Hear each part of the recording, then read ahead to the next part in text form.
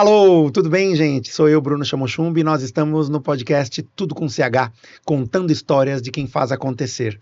Nesta temporada, nós vamos olhar para a trajetória de sucesso de profissionais que entenderam que suas vidas poderiam seguir da forma que eles conseguissem e de que eles pudessem dispor de energias para inspirar outras pessoas com essa clareza, com essa vontade, com a vontade de transformar e de melhorar o mundo. São várias profissões, são várias carreiras, e mais do que isso, pessoas que se humanizam ao entenderem que puderam passar por momentos bons, momentos nem tão bons, aprendizado, aprender fazendo, e tudo isso a gente traz para o nosso talk show, também com CH. Contar histórias é o que a gente quer. E hoje, com muita alegria, nós trazemos Rafael Vilela, a trajetória que move a imagem. Um jovem fotógrafo e um empreendedor da comunicação, se assim a gente pode dizer, porque ele vem ao longo de praticamente 20 anos construindo uma carreira em que a imagem te desafia, né, Rafael? Seja bem-vindo ao nosso podcast. Obrigado, Bruno. Obrigado a todo mundo aí. Com certeza, acho que isso é uma caminhada longa aí já. Não sei se eu sou tão jovem quanto você falou. Mas você começou muito jovem, né? Você se despertou para a comunicação da imagem muito, muito jovem.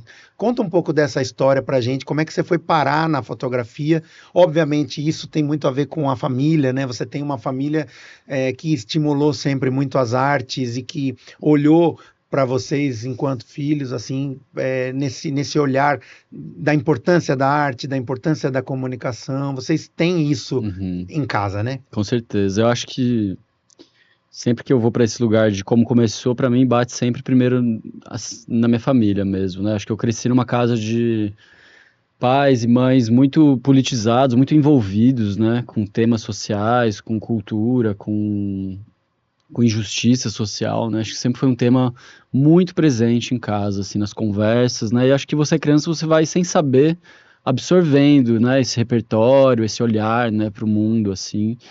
E o contato com a fotografia, ele veio de casa, né? Minha mãe sempre fotografou muito, meu irmão também, sempre foi uma pessoa que se envolveu muito com a fotografia, com as artes como um todo, assim, e isso foi me moldando de alguma forma, assim, né, eu acho que o encontro com a fotografia, ele vem cedo, de fato, com 16 anos eu botei na minha cabeça, não sei exatamente por quê, que eu queria começar a fotografar, né, entrei de cabeça, assim, mesmo na fotografia.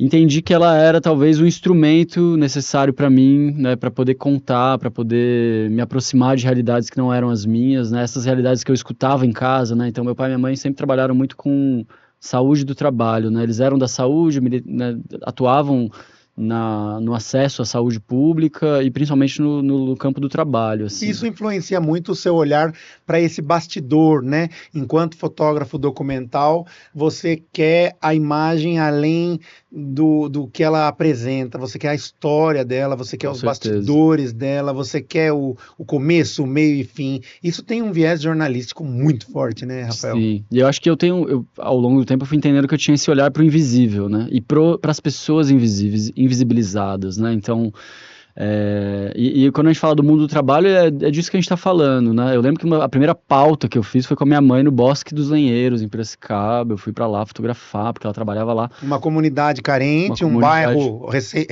novo, né, em Piracicaba, interior de São Paulo, que carrega essas marcas sociais e esse abismo social profundo na nossa vida, enfim, na nossa economia, né? E eu acho que foi isso, assim, de casa nasceu, assim, esse olhar, e eu acho que a fotografia talvez foi essa expansão do olhar, né, foi essa ferramenta que me permitiu chegar nos lugares, né, eu acho que eu falo sempre que é uma desculpa, né, sem culpa nenhuma, a fotografia como essa forma de fazer coisas que você não faria, né, de ver realidades que você não veria na sua vida normal, assim. E como que você foi entendendo que a sua câmera poderia ser um instrumento de resistência, poderia ser um instrumento de escuta e principalmente de poesia visual, porque é isso que você vem construindo nessa carreira. São praticamente 20 anos, né? São. Eu comecei com 16, estou com 36, são 20 anos. Estamos comemorando 20 anos do trabalho de Rafael Vilela aqui no nosso podcast. Você vem despontando com muito trabalho e muita experimentação. Então fala dessa câmera ativa e de como ela se movimenta nesse olhar poético, nesse olhar documental, nesse olhar social. Eu acho que a fotografia, ela para mim, sempre foi mesmo um canal, né, de escoamento de uma agonia, de uma angústia, né? Eu acho que quando a gente fala de arte, de expressão, especialmente expressão, né, humana, a gente está falando sempre de uma angústia que precisa ser traduzida, expressada, né? Então, acho que os livros do Sebastião Salgado foram muito importantes para mim. A trajetória dele foi muito importante para mim, né? Acho que até fazendo mais uma, né, Das homenagens, referência, né? homenagem a ele. Eu acho que ele foi uma pessoa, e isso tem muito a ver com meus pais, a minha mãe, né? Esses livros estavam em casa, assim como as revistas da National Geographic também, eram coisas que estavam ali, mas os livros do Sebastião Salgado, para mim, eles traziam algo importante que eu sempre escutei dos meus pais, mas que eu não tinha como ver, né? Que tem algo muito errado, né? As coisas não tão boas, assim, a vida não é legal para todo mundo, né? Então, como uma criança de classe média que tem uma vida boa, né, no Brasil, eu acho que a arte foi o que me abriu, e a fotografia me abriu esse olhar para entender que tinham coisas erradas e que não estava tudo legal, né? E essa angústia começou a aparecer ali. E eu acho que depois, posteriormente, né, eu vou muito pro ativismo muito cedo, né? Eu era um moleque de, cara, 13, 14 anos que usava um colar do Che Guevara, eu lia Então, tudo esse sobre... ativismo, isso que eu quero começar a contar na sua trajetória, porque esse ativismo impactou a sociedade brasileira, o seu ativismo, e a gente sabe muito bem disso, mas antes disso é algo mais palpável dentro de uma rotina das famílias ou de uma vida ordinária, vamos dizer assim. Como é que você parte de um ativismo de um homem branco, de um homem muitas vezes sem essa precariedade social que você poderia defender e consegue se validar dessa transferência do sentimento, da injustiça social e consegue agir nesse aspecto. Você entende do que eu estou falando? Sim, de sim. não fazer parte daquilo, Sim. de viver os privilégios e ao mesmo tempo de conseguir se colocar no lugar daquelas pessoas todas que você vem defendendo nesses 20 anos com o seu trabalho, com a sua arte, com o seu amor e poder realizar uma série de trabalhos.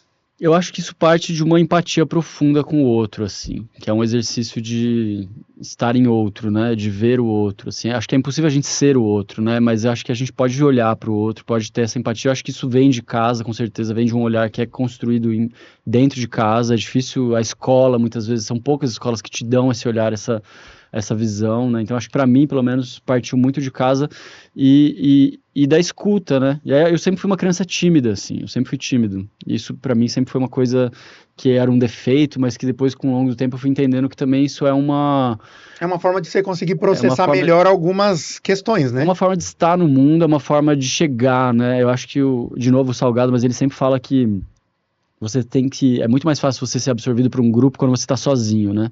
Se você chega em duas pessoas, você já é um outro grupo. E é muito difícil você se relacionar com um grupo. Então, essa coisa da timidez, chegar quieto, saber chegar, né? Saber chegar pisar leve, chegar, ouvir muito antes de falar qualquer coisa. Eu acho que isso são formas que eu acho que a fotografia se beneficia disso, né? E para mim foi sendo construído a partir daí, assim, de escutar, né, de ouvir, de observar. E quando você fala dessa coisa do privilégio, né, eu acho que é muito importante a gente entender o que a gente faz com o privilégio, porque ele tá dado, né, ele tá colocado, não tem como eu retirar esse privilégio de mim. A minha cara é branca, eu sou um homem branco. Precisa reconhecer de algum jeito e transformar isso em outras respostas. E como é que a gente usa o privilégio em prol das causas e das necessidades que existem, né? Então, como a gente... Para quem não os tem. Para quem não tem.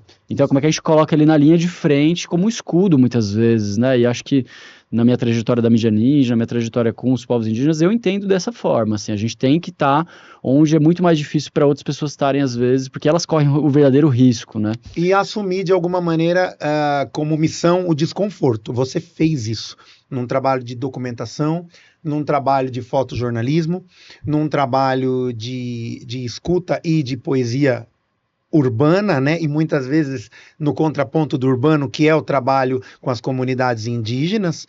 E aí eu quero começar dentro da sequência da trajetória, a sua presença na fundação do Mídia Ninja e a sua participação ativa por muitos anos nesse processo de documentação e de exposição de alguns aspectos relacionados ao que estava acontecendo no nosso país, fato que ainda é acompanhado pelo Mídia Ninja, mas não mais por você. Perfeito.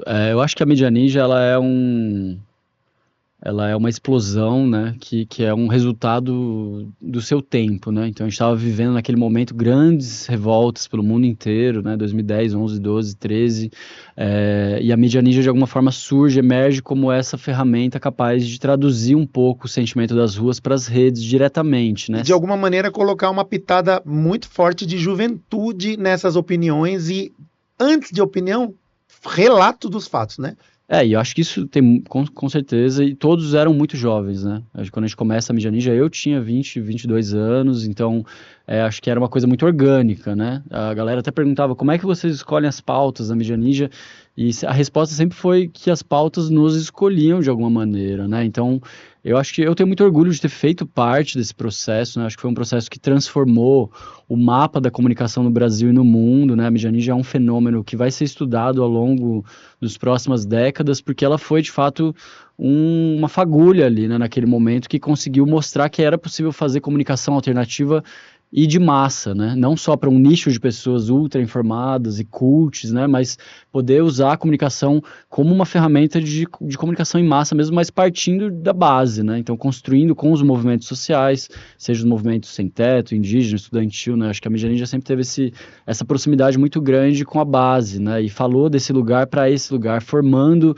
uma nova geração de comunicadores e comunicadoras que hoje estão tomando a frente desse processo, né? Então, quando você olha as mídias indígenas, né, como a mídia indígena, a mídia Guarani-Mbiá, aqui em São Paulo, que é super exitosa, as mídias dos movimentos, né? Eu acho que a mídia ninja também ela foi um instrumento que permitiu com que os próprios movimentos e as juventudes e, né, as pessoas se apropriassem dessa ferramenta e tomassem para si um direito inalienável que eu acho que a gente tem hoje, que é o de se comunicar, né? Eu acho que ninguém existe politicamente nesse mundo hoje se não se comunica. Então, ser um comunicador, então, existir online ou se comunicar é existir politicamente. Não tem uma diferença entre essas duas coisas, né?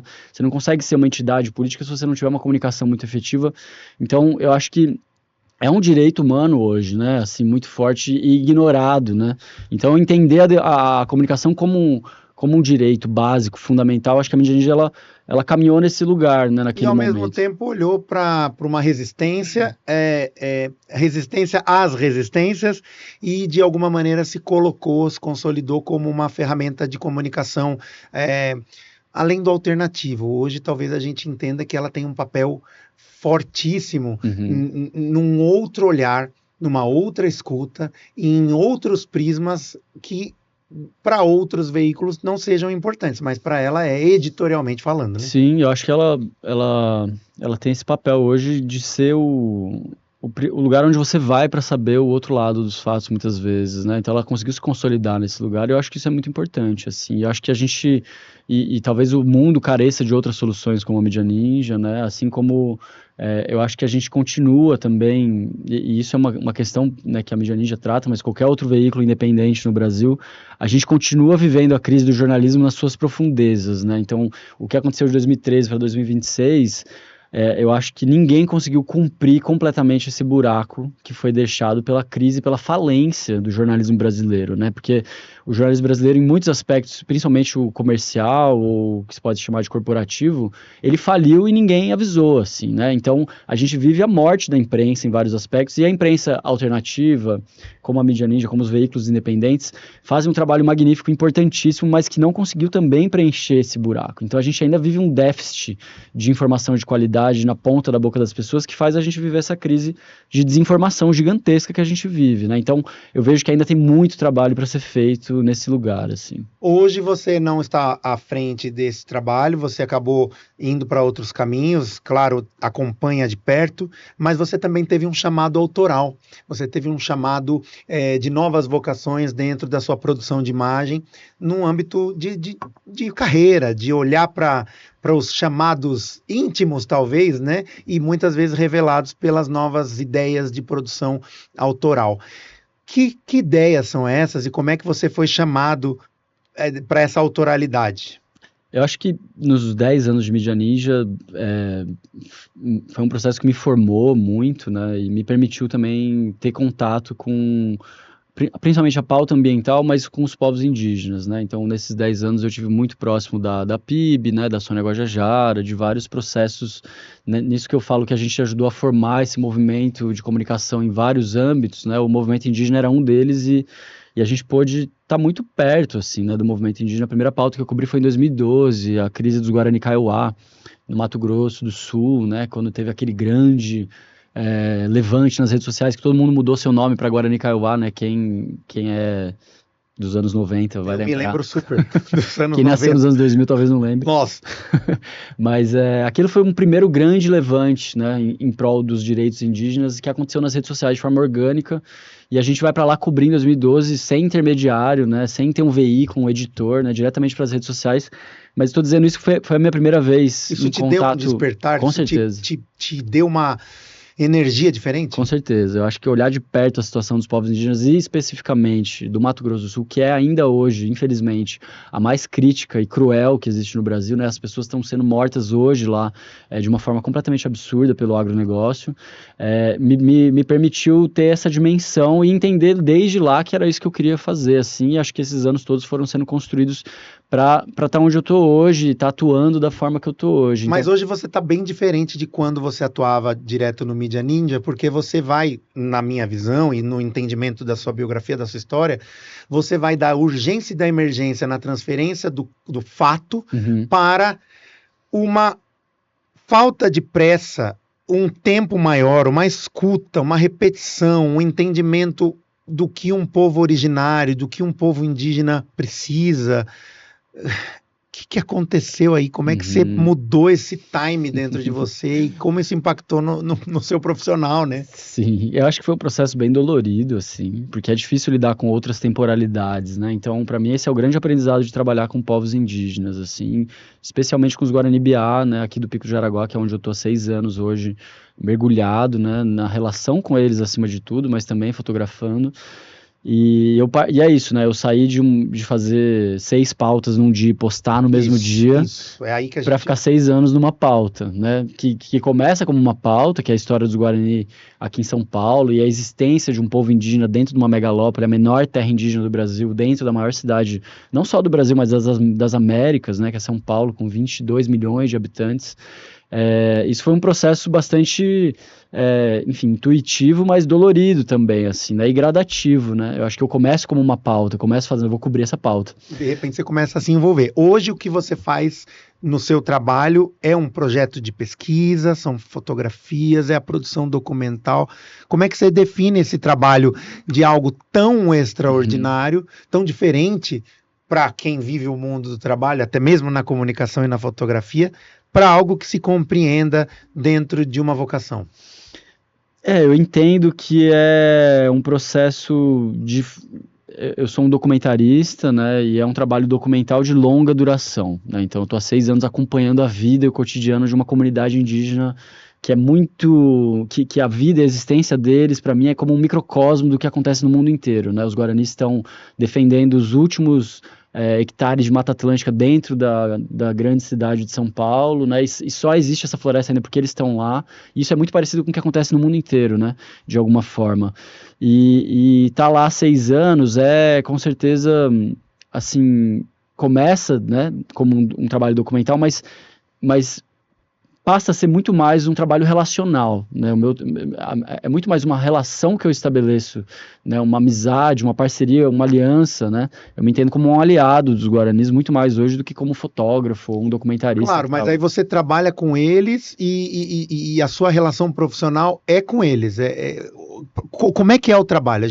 Eu tô aqui provocando porque pra gente é muito diferente, né? Legal. E isso gera o Forest Ruins, que é um projeto que tem visibilidade mundial, então é muito importante que você explique, porque você tem uma função que talvez seja única no nosso país, de resistência também, você segue na resistência, né, mas em outro tempo, então é isso que a gente quer saber. Tem uma amiga minha, vou parafraseá-la, porque é a Maria Graciada, uma liderança tupinambá do sul da Bahia, e ela fala uma coisa que eu acho incrível, que que ela anda com uma agulha na mão, furando bolhas e costurando mundos, né? Nossa, coisa linda. E é isso que eu entendo que eu faço, assim. Quando ela falou isso pra mim, caiu uma ficha, eu falei, caralho, é isso, né? É isso que o jornalismo pode fazer ainda. E por isso é muito triste que o jornalismo esteja tão defasado e precarizado como ele tá hoje, né? Então eu entendo que o processo com os Guaranis é um pouco esse, é mergulhar numa comunidade, numa história hiperlocal, hiperfocal, e a partir desse microcosmo, dessa micro-relação, dessa construção de afeto mesmo que você desenvolve naquele lugar, possibilitar que mais milhões de pessoas possam ver isso ao longo do mundo, né? Então, quando o Forest Ruins é premiado, ou quando esse projeto vai ser exposto em vários lugares do mundo, né? A relação desse lugar com o resto do mundo acaba passando muito por essa capacidade de comunicar o que acontece lá. E ele coloca a ancestralidade numa linha pública, onde, pela linguagem da comunicação, você consegue manter e não agredir nenhuma dessas manifestações próprias desse grupo, mas você consegue usar as ferramentas públicas para levar a informação desse grupo e a sua importância para mais gente, né? Eu acho que é muito sobre trazer luz, né? Assim, eles sempre estiveram lá, né? E acho que para mim esse projeto foi um pouco entender. No começo eu achei que eu estava documentando a história dos Guaranis, né? Nesse lugar muito branco, muito imparcial, jornalista, né, que vai lá e vai mostrar aquilo, vai contar a história do outro. E aí eu fui entendendo ao longo do processo que, na verdade, eu estava falando muito mais sobre a minha própria ignorância branca, de não saber que tinha um povo indígena aqui na cidade onde eu cresci muitos anos, né? Eu nasci em São Paulo, depois eu fui para Piracicaba, mas eu cresci aqui muitos anos, voltei para cá há muitos anos, e com 30 anos eu não sabia da existência deles, né, que estão aqui desde sempre, né, são um povo originário que estava nesse território antes dos portugueses chegarem, então isso me provocou profundamente a entender a história desse território também, né, e sempre que me sinto provocado a entender algo, me sinto automaticamente como um comunicador provocado a comunicar isso, né, então assim, eu não quero entender para mim, né, então acho que foge um pouco da ideia do trabalho da pesquisa, que às vezes é muito para si, internalizado, né? Então eu acho que a gente tem esse drama, que é essa angústia que eu falei no começo, que assim, eu só tô vivendo tudo isso porque eu quero muito que muitas outras pessoas saibam disso. Mas da angústia vem o ímpeto também, né? E você consegue criar repertório, criar conteúdo, criar uma sequência publicável, né? Total. Assuntos que as pessoas possam acessar. E esse projeto também foi premiado, Forest Ruins. Foi premiado, teve uma série de premiações e ele continua sendo notado, não é? Sim, a gente tá passando por um momento massa, assim, ele acabou de ganhar o Pictures of the Latin America, que é o Poilatã, ele é talvez um farol da fotografia global, assim, muito importante, né? Primeiro lugar nesse prêmio. Você acredita que esse reconhecimento também amplia o acesso das pessoas a essa informação? Eu acho que abre portas, né? Abre portas tanto no mundinho da fotografia, mas no mundo da comunicação, mas também ajuda a gente a continuar o projeto, a continuar dando visibilidade para essa história, né? Eu acho que ele prova, porque é difícil nesse mundo hoje, assim, Bruno, existe e eu faço muitas histórias de Amazônia, né, com Washington Post, com a Amazônia Revelada, são projetos que eu trabalho, eu acho muito importante documentar, contar as histórias da Amazônia, mas existe um hype no mundo hoje sobre a Amazônia que ignora outros biomas e outras histórias. Então a Amazônia, a Mata Atlântica, ela é o bioma mais biodiverso do Brasil. Ela, 1 metro quadrado de floresta atlântica tem muito mais espécies do que na Amazônia. Muito mais variedade. Isso é uma coisa que pouca gente pensa. A gente só tem 10% da Mata Atlântica hoje, né? E os Guaranis estão lá defendendo isso. Então, poder contar uma história como essa, ser reconhecida num prêmio como esse, mostra que a importância, por exemplo, de você contar a história de indígenas dentro de um ambiente, né, cercados pelo ambiente urbano, num bioma que não é a Amazônia, né, numa história que foge do paradigma dessa ideia de indígenas romantizados, né, isolados, num lugar, né, perfeito, né. E que ao mesmo tempo permite que eles tenham acesso a novas possibilidades sem perder a sua essência, né? Eu acho que eles se apropriam de tudo que é útil para manter a cultura deles, estão fazendo isso há 5 séculos com muito êxito. Então, para mim, a história dos Guaranis é especialmente sobre a força e a potência deles, né? Não é sobre os coitados Guaranis. Na verdade, não. Olha como eles são incríveis. Chegaram em 2026 com a língua viva, né? Ensinando as crianças a falar Guarani antes do português até hoje, né? Rezando em Guarani para Nhanderu. Então, é muito profundo. E mais louco de tudo é que 21 milhões de pessoas em São Paulo, quantas sabem disso? Né, que há 20 minutos daqui onde a gente está na USP, Tem uma aldeia Guarani que se você chegar lá agora, eles estão na casa de reza rezando em Guarani, né? E nunca pararam de fazer isso. De arrepiar. Você deve ter sentido muitas emoções, hein? Todo dia, toda vez que eu vou para lá, eu continuo sentindo. Assim, e o que isso fala para você, para o futuro, ou para tudo que você viveu até aqui? Tem hora que você fala assim, meu Deus do céu, o que eu estou fazendo aqui? Que eu faria isso. O tempo inteiro. Eu acho que eu tô nesse ciclo de 6 anos desse projeto, eu acho que começando a entender o término, né, de produtos finais, assim, fazer um livro, de fazer, né, de alguma forma concluir essa etapa, né, mas entendendo também que a relação nunca acaba, né, então a minha relação com os guaranis nunca vai acabar, eu vou continuar sendo, né, uma pessoa muito apaixonada e próxima deles e ajudando, né, hoje eu ajudo eles muito mais com outras coisas do que com fotografia, né, eu acho que isso diz um pouco do meu envolvimento também, né, eu tô muito mais sendo muito mais útil para a comunidade, levando uma coisa lá de carro, ajudando a pagar um negócio, ou, né, ou ajudando uma criança a ir para uma UPA do que necessariamente fotografando, assim. Então, minha relação com eles permanece, mas isso me faz questionar profundamente para onde ir, assim, também, né, entendendo que talvez uma etapa esteja acabando, e tenho pensado muito que o Krenak define, né, a colonização como uma guerra que nunca acabou. E os guaranis, eu vejo isso, né? Eles têm 5 séculos de guerra, de resistência, estão hoje resistindo contra a cidade, né? Sendo cotovelados o tempo inteiro pela mancha urbana, pelo álcool, pelas drogas, pelo que São muitas investidas. Muitas. Pelo TikTok, né? Sim, tudo que tenta puxar eles para fora da cultura deles de alguma forma. Mas isso está acontecendo exatamente nesse mesmo momento também nas profundezas da Amazônia, assim, né? E hoje tem povos não contactados, por exemplo, né? Que o Daniel Canguçu define muito bem que são povos em isolamento, refugiados, né? Em vez de a gente pensar em povos isolados, ele fala de povos refugiados, né? Que fugiram do contato e estão lá isolados até hoje, né?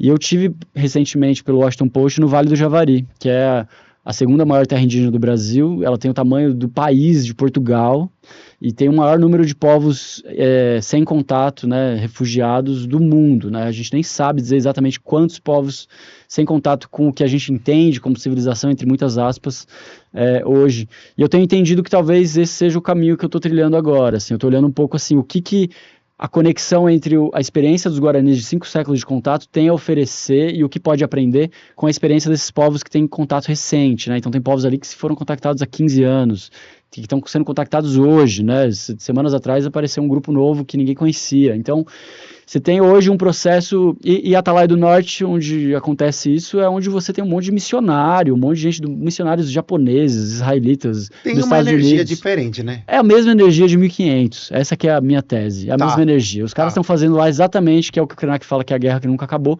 o que se fazia aqui em 1500, quando chegaram aqui na Bahia, em São Paulo. Então, é isso, assim, eu acho que eu tenho pensado, refletido muito, pensando em futuro sobre isso, assim, como que a gente olha para esses contatos, assim, né, esse de 5 séculos e esse de 5 anos, né, como que, o que fazer com esse patrimônio humano, né? E o que eles têm para nos ensinar, né, é um patrimônio humano e eles têm muito mais para nos ensinar do que aprender com nós. Eles foram os que mantiveram um modo de vida equânime e equilibrado com a natureza. A gente foi o que criou um modo de vida que destrói a natureza e nós mesmos, né, porque a gente separa a nossa ideia de o que é nós e o que é natureza, né? E os indígenas, como um todo, têm uma ideia muito mais integrada disso, né? A gente é a natureza também. E eu acho que esses ensinamentos, como os guaranis têm tantos para ensinar, eles são muito importantes. Assim, acho que a gente precisa olhar para os povos indígenas como uma perspectiva de futuro e não de passado, né? Como historicamente a gente foi ensinado a ver.